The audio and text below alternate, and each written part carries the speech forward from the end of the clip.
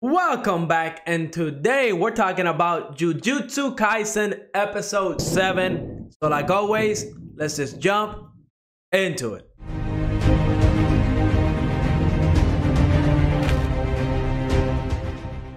Episode 7 of Jujutsu Kaisen was action-packed. We learned a lot about Gojo, or at the very least, just how powerful he really is, which is just outside of this world crazy. But before we jump into it, let me remind you to like and subscribe. It definitely helps the channel out. We are about to reach 1,000 subs. Great milestone, so thank you very much. But let's talk about Jujutsu Kaisen, because this episode, I mean, oh my god, did it go ham. The animation, the art style, I mean, everything was just done so very well. Heck, even the music was getting me pumped up, just seeing how strong Gojo is. Now, last episode, of course, we see that one curse spirit, Jugo, whatever his name is, he came in trying to fight Gojo, and honestly, I thought it was gonna be a more even fight, but it was so one-sided. It wasn't even funny. It was just ridiculous. It was just ridiculous how strong Gojo is. He has like an infinity power where essentially you cannot touch him, or the closer you get to his actual body, the slower you move. So I'm wondering if he just can dodge every single thing that comes close to him. Now, at the end of the episode, they do talk about some stuff that could potentially get the cursed spirits a win against Gojo, but it does need a lot of prep time, so I can't wait to see what that is. And hopefully, I hope it doesn't work, because if they were to lose Gojo, if the good guys like Itadori and the whole Jujutsu tech were to lose Gojo, they will be in a world of hurt, because I honestly don't know if anybody else would come close to how strong he is. Maybe there is, right? I mean, we're only on episode 7, so who knows how strong some of these characters are going to get. But the whole fight between Gojo and Jugo was amazing. I mean, the fire looked awesome. Like, it was just so colorful. All the movements looked very well done. And just seeing Gojo remove his little blindfold and seeing his eyes, I have never seen more beautiful eyes and more dangerous eyes.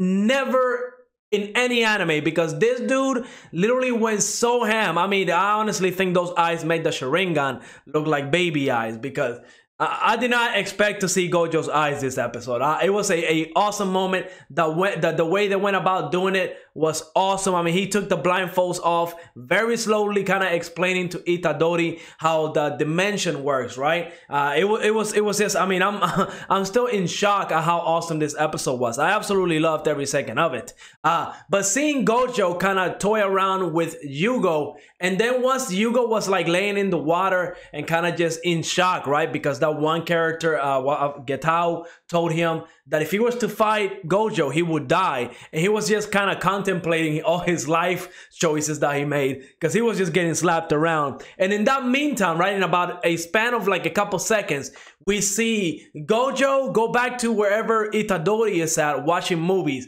pick him up, bring him back, and just seeing how far Itadori has advanced in his training in order to control his emotions, so he can release that curse energy, right? Was awesome, because he is making some big improvements very fast. Gojo made a note of it, how Itadori is improving very fast. Now, at first, I thought Gojo was going to have Itadori fight that volcano person, Yugo, because he was weakened. I mean, after getting slapped around so much, I would think he would be tired, hurt. So it would be more like an even fight between Itadori and Yugo, but that was not the case. What Gojo wanted to show Itadori was how strong he is, and maybe even show Sakuna how strong he really is, right? Because I'm sure Sakuna is out here seeing this, all right? He's able, since he's inside Itadori's body, I'm sure he can see everything that's going on. So maybe he was like showing off to Sakuna, like, look, if you even think you can win against me, no, just stay sleeping, don't do anything crazy, because if I have to step in and stop you, I will stop you. I mean, it was just such a badass moment for Gojo. I definitely want to see more of him fighting, because it's absolutely insane. Now, Gojo's plan right now is to get everybody to that level, to the level where they can beat Yugo, the volcano curse spirit, special grade spirit, fairly easy, with no contest. So if they get to that certain power level, right, by the time the exchange program begins, how OP are all these other students from all these other schools? Because I'm guessing if it's gonna be like an even out exchange program, those students are gonna be just as powerful, right? Unless they actually do make like the tournament arc one-sided, where we see the kids from Jujutsu Tech just be crazy OP.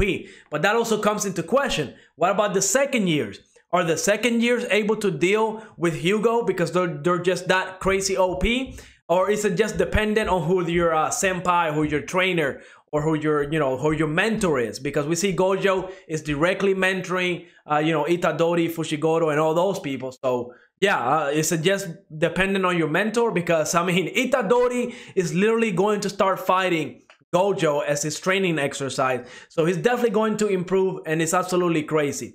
Now, we also talked about the dimensions that all these cursed spirits can create. We see 2 episodes ago, I believe, whenever that special great spirit created his dimension, it wasn't a complete one. Now, Hugo was able to create a completely his own dimension, and essentially all your attacks inside of that dimension will always hit. They will always hit, guaranteed. There's a couple ways to deal with it. One, you can cancel out the attack by outputting the same kind of energy that attack took.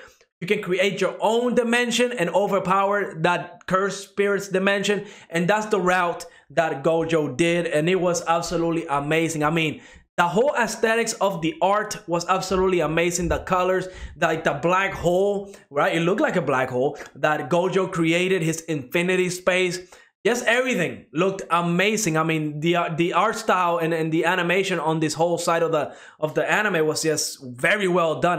It was awesome. This is why I love seasonal anime. I kind of wish animes like One Piece and then those animes that are coming in every week for years and years will take a break and go to like seasonal route, because one is just provide so many benefits. One, we will never have fillers because it will never catch up to the manga, and two, the animation could be at this level if not better, right? I feel like with the amount of money that like One Piece makes, they can just make the animation way better than what it is now. But that's a whole different topic, a whole different discussion. But that's why I love seasonal anime, because they can always go over the top with animation like this episode. So yeah, great fight, awesome. I love Gojo. I mean, he's definitely my favorite character now. Like I loved him when we got introduced to him episode 1, and how cocky, how strong he is. It was awesome. Heck, even seeing the different facial animations, right? Like whenever Gojo told Hugo to come up, it's all right, I'm not gonna hurt you, just put your hand on mine so you can see just how far away we are, right? Because while you think you touched me, you really didn't. You touched the infinity between my body and I don't even know. He explained it. I was still confused. I felt like Itadori whenever he was being explained how cursed energy works. That's what I felt like, because he's just an OP power, but it's an awesome power. I love it. Can't wait to see Gojo fight somebody that's more at his level, right? I can just even imagine what that fight is going to be like. It's going to be absolutely crazy. Now, the last thing I want to talk about is, of course, after Gojo won, we see the other mysterious character, Getao. He's the one that told Hugo that in order for the cursed spirits to win this war that they want to wage against humanity, they have to do 2 things. They have to get rid of Gojo for valid reasons, dude is OP, and they have to get Itadori / Sakuna to join their side. Now, already, I believe that's a fool's task, because I just don't see Itadori ever joining with the bad guys unless there's something involved, like a plot twist that I won't see coming. But, Itadori is a good guy. He wants to help people. I can't imagine how him joining the cursed spirits would help humanity at all, because they want to get rid of all the humans. So I don't think that's ever going to happen unless like Sakuna gets control of Itadori's body and joins their side, and he's kind of forced to do it. But we'll see. Maybe that's a huge plot twist that they're going to do. I can't wait to see it. But yeah, so right now, I don't think it's impossible for Itadori to join them. But now this mysterious character, right? Getao, he might seem like an insider, like somebody that's with Jujutsu Tech, and he's working with the cursed spirits.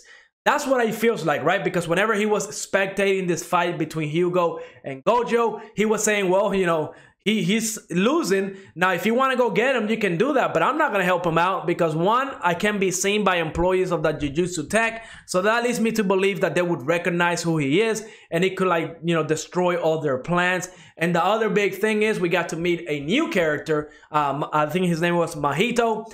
And that could be the leader of the group. I'm guessing he's like the leader of this organization of cursed spirits, special great spirits at that can that wants to get rid of humanity. Maybe he's the main villain, maybe not. Maybe he's like, you know, one step down or a couple steps down. But if he is the main villain, I like his design. I like how cool and collected he is. He is agreeing to Getao's plan of waiting till October 31st in order to seal Gojo. It's kind of absolutely crazy how they're not even planning to kill Gojo, because it might be like an impossible task.